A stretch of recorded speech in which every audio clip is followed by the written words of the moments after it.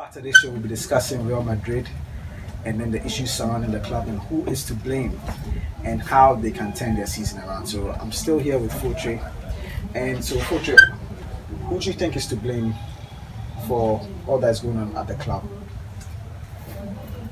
My personal opinion, I think Florentino is, Real Madrid is run as a very powerful political club. It's a very sensitive club. It's more so Florentino Perez decides to let Ronaldo go. First Zidane resigns from the club after a hugely successful spell, 3 year spell in charge of Madrid. And then Ronaldo follows. Now you don't replace Ronaldo. Ronaldo is irreplaceable, but at least you should try and bring someone who can substitute.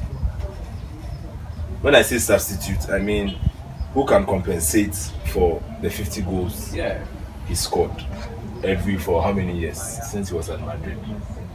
He scored almost every season 40 plus goals. You didn't replace that. So now their 40 plus goal striker or 40 plus goal player is gone. Who is now there to score 40 plus goals? Bale hasn't really done it. Do you think Bale will ever reach the heights that were expected of him? No, he won't. Bale, even at Madrid, during his first season or second season where he did really well, he did it with the aid of... That was his first season with Carlo Ancelotti. He did it with the aid of Ronaldo. Yeah. Ronaldo helped him to do that. And now Ronaldo is not there. We expect him to step up. But he's not doing. He doesn't score enough goals and he's always injured. Benzema, I feel, is probably too old, or he's tired, or he's had enough of the club. I think 10 years in Madrid. And he doesn't score enough goals like we expect him to be as a striker. And Benzema's role when Ronaldo was there was to link up. He wasn't really the focal point of the Madrid attack. It was Ronaldo, so he was helping, assisting Ronaldo. And now he's supposed to be the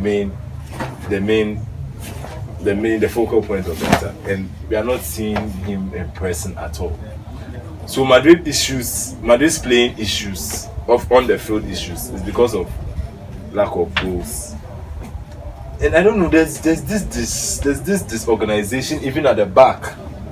Ramos, there's no leadership at the back. There's always, it looks disorganized, always prone to errors. I don't know. In a way, I agree with you saying that Florentino is to blame, because Madrid handled this whole situation surrounding Lopetegui's sacking very poorly, and it lacked a touch of class. Because first of all, the way you hired the guy there were question marks over it. He had a job, you went and coached him, got him fired from his job, and now 4 months later you sacked him from the job that you poached him for. And it just doesn't make sense to me, because you didn't tell him that you were selling Ronaldo, so he thinks that he's entering the prime job, like he can sit back, probably not doing anything at all, and win games, because it doesn't take much to coach Madrid, as Florentino is probably thinking right now. So there are people saying that does Madrid need a manager at all? Because clearly Florentino has not respected the managers. The only one that they say that he respected was Jose Mourinho, and for him you cannot get him right now because he's in the United job. So what you have to do, you cannot sack Lopetegui. Obviously there's no replacements lined up. There was Conte turning down because of his demands. Alleged. And so right now they are stuck with Solari. So the president has no plan. If I were a fan of the club, I'd want him out. I'd want him out because he's messing up the club. But arguably he made them the most powerful club. Because of of the business deals. But they haven't signed the Galacticos since 2014. That was James Rodriguez. And the reason why but if you have Ronaldo, I don't think there's no other Galactico. But Madrid has almost become a selling club. In recent times, they saw Morata, they saw Pepe, they saw James Rodriguez, they saw other big name players, and you wonder, what are the targets, what are the priorities of the club? They say that they want to remodel their stadium, and that will cost about 600 million.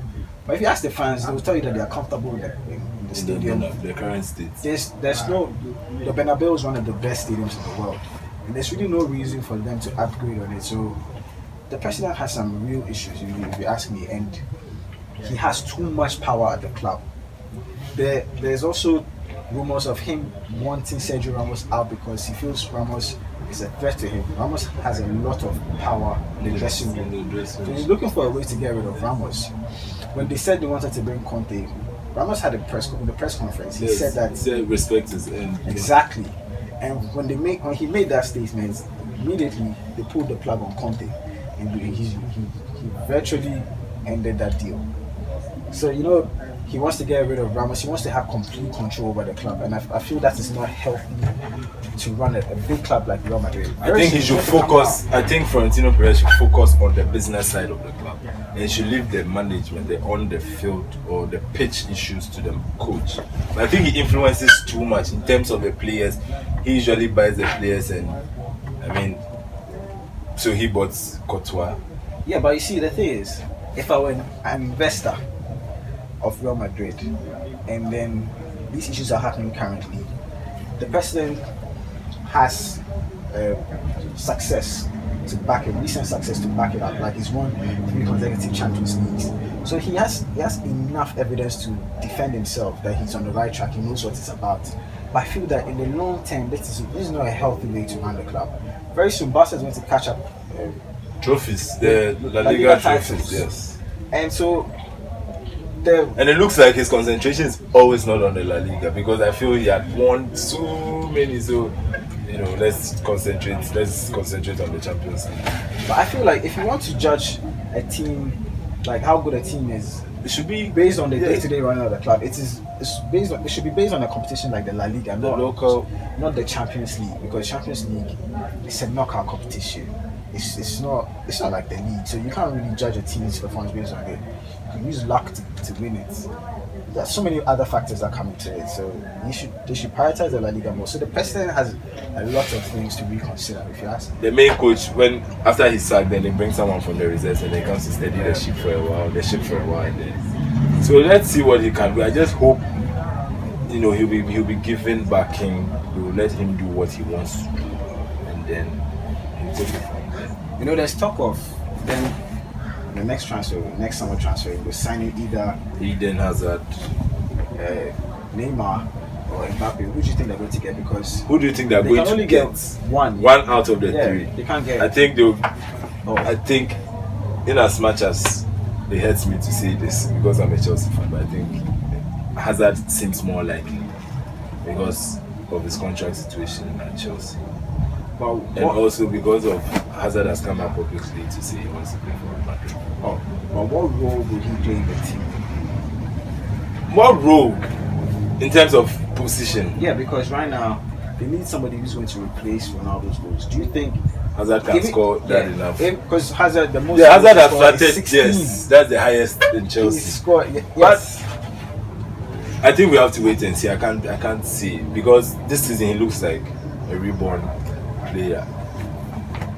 So maybe I don't know.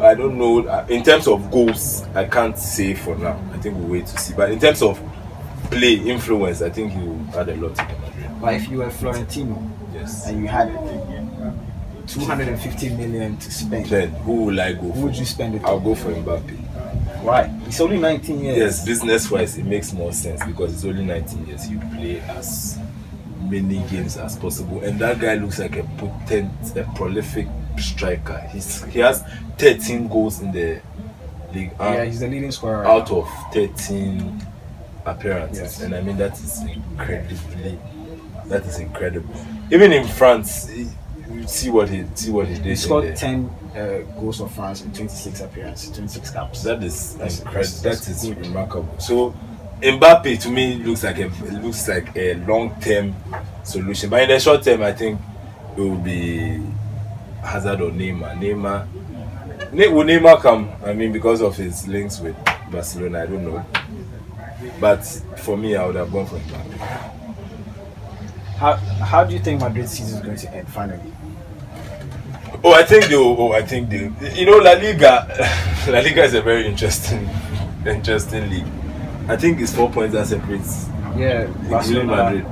Yeah. I mean, we thought Madrid were doomed, but see, that's what I mean. So no, you know, before the El Clasico, I think they were 9th or so. Okay. So after that, when we shot them up to 4th or 5th or so. yes, and I think it's 4 points as a place. 4 points difference. So Madrid will climb. I'm sure, of course, they're looking at top 3. It's the norm in La Liga, isn't it? So they'll top 3. They'll qualify for the Champions League. They will not win the league, but they will. They won't. Will they win the Champions League? Not without, but no, without Ronaldo. If they go trophyless, will Solari be sacked? Yes, I don't even think they've given him a contract 2 years. But I don't think I don't think he will last 2 years, because if they find a more decorated, more coach, they will go in for him. It is Madrid's way, and it works for them.